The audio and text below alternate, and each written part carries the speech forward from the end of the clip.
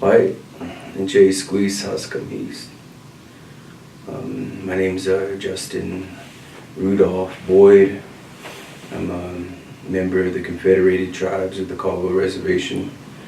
My Indian name is Good Bear, Huscom Heeskin. I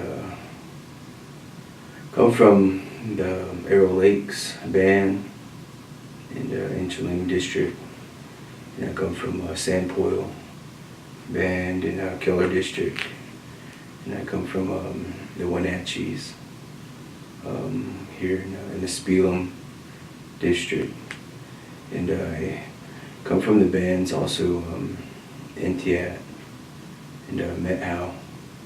So that's who I am. What about your educational background? I believe education just comes from learning life. I went to school, here in the Spelum. It was called the Spelum Savages at the time, and I went to middle school and high school at the Cooley Dam in Lake Roosevelt area. I went to Spokane Falls Community College for 2 years, and I transferred over to Fort Lewis College in Durango, Colorado. I received a Bachelor of Arts in American Indian Studies, specializing in federal Indian law and nation building.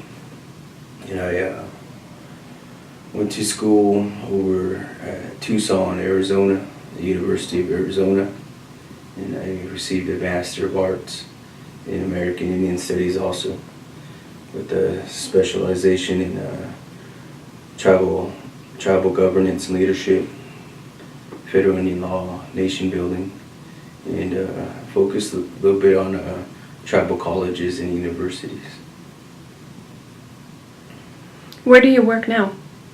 Currently I'm working under a 638 contract with the Bureau of Indian Affairs and the Confederated Tribes of the Colville Reservation. The building, we're still in the old building, so we're in building 82. I'm in room 110, and we provide real estate services under the 638 contract. What does it mean to be honored?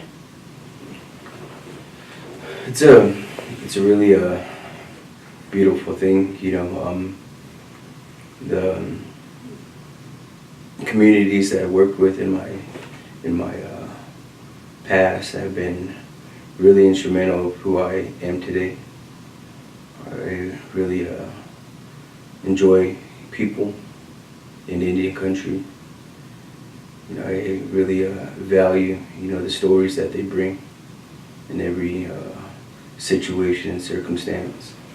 Traveled a lot, in Indian country, and I met a lot of leaders from Indian country, and I met a lot of elders, who carried some of their oral traditions and some of their original teachings and shared those with me. Just be alive here in the 21st century, listening and learning, from the spirit of Native America has allowed me, to learn and also apply what I learned to help benefit, other communities who may need help. And, I try to place myself in a position where I'm allowed to help out another human being on this earth, provided that I have a certain responsibility and a specific duty on this earth, and my decisions are in the spirit of who I believe in, what I believe in, and that's the power of Conchutin. And Conchutin's the creator, and everything that I do, I extend, a prayer and a mission and a vision, towards what the Creator wants me to do on this earth.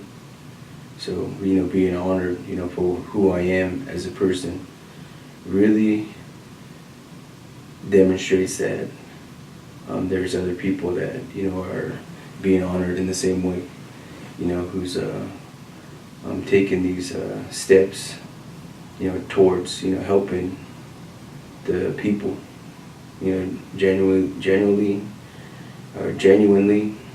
being a good person, making the next best decision that ultimately is going to better, themselves, and at the same time better other people in their community.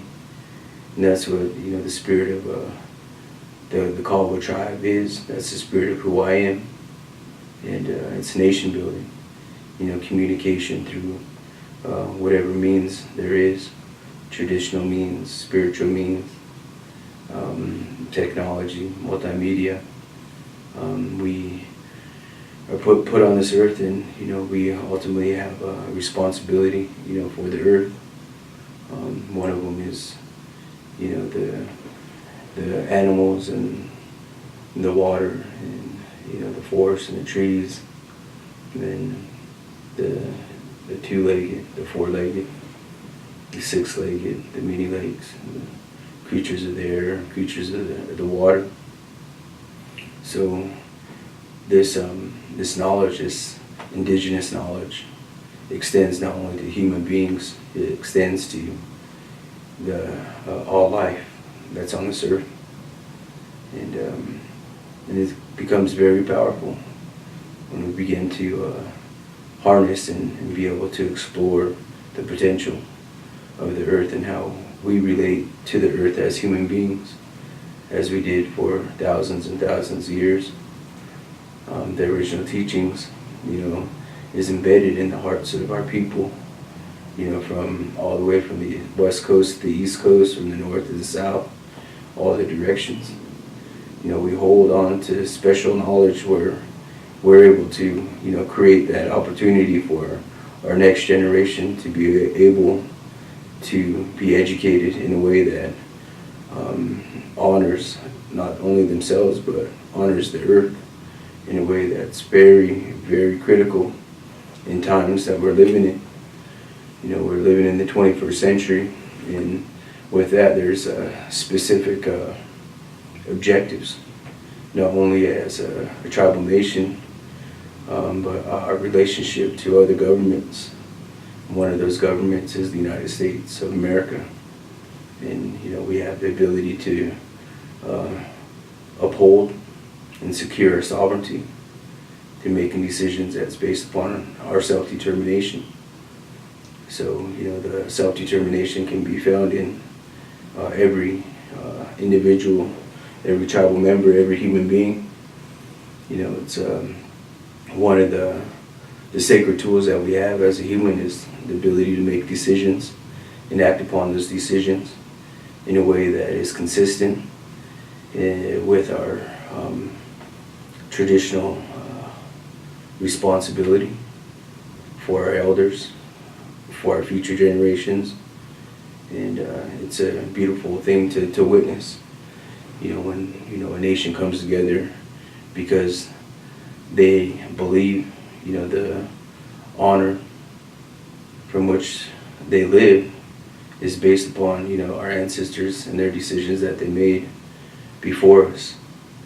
And now comes to the time where we, as a people, as human beings, attempt to make the same decisions that's going to benefit our next generation. Thank you. Do you have anything else you would like to add, or any questions that I didn't ask that you want me to ask? Yeah. I really support the spirit of love. The love and the characteristics of loving the earth and each other. I know from my experiences dealing with many nations on this earth is the ability for the communication to come across where our placing ourselves in a position to make the next best choice. And I feel that, if that love is a component, for any decision, it's not, limited by, the existing rules that limits applying self-determination, but exploring sovereignty in the spirit of love, where the nation building concept can be applied towards the past laws, the past rules, the past regulations under a reserved rights clause. Under the canons of construction and federal Indian law, a nation has the ability to make decisions that's in the best interest of their people on any given moment, not be limited and bounded by, 18th century, 19th century, 20th century, and 21st century laws that doesn't apply to how they're living today. So I encourage, the appropriate dialogue, the civic engagement among the leaders of all nations, and all the 14 members of the council, and all the stakeholders, all the members of the Confederated Tribes of the Colville Reservation, to really take a look at the environment of what we're living in, and we're living in the 21st century, and this is going to be facing all tribal nations, and the decisions that are going to be making by the leaders is ultimately up to the people who vote. I encourage the people that who vote and that believe in our people and the direction of our people is going to be in the spirit of that love that I'm saying, and one of that is the environment of the blood quantum. There's only one race on this earth that's given, a percentage, and it's very calculated and very strategic how it was placed on our people. And if the dialogue is opened up surrounding the blood quantum, the environment of blood quantum, we can develop a really positive dialogue in an arena and a platform to figure out how to restructure either the tribal code or some ideas around how we're going to open up for the sake of our people. I've been seeing a trend where lately that over the past 50 years or 75 years, the membership has been declining. So you have a strong base, strong foundation, when the initiation of these decisions was placed upon our people, and the blood quantum was very strong, at the beginning, but now they're slowly, on a decline, because the death rates of our tribal membership is more than our birth rates, and that's very, very critical. So if we are losing our members, there needs to be some specific dialogue that's going to ensure that the integrity and the welfare of who we are as a people continues to exist, and it's not bound and limited by the policies and the rules that was established by our ancestors, or by our relationship to the federal government of the United States. So I encourage that anybody in any country is going to start taking a very critical look on how we protect our land. Without the land, tribal nations are basically being converted over to state status, and where and the land is very important because they have sacred sites on our land. Who owns the land is going to be the tribal members, If you have no tribal members, you have no land. You know, so some of those are the environment, the blood quantum environment is going to start, you know, being placed as number one priority, not only for the Colville Tribes, but it's going to be having an impact on all Indian nations in Indian country. So, you know, I've been seeing, you know, a lot of consistent decisions, you know, around Indian country where a lot of the tribal nations are, you know, taking on that challenge.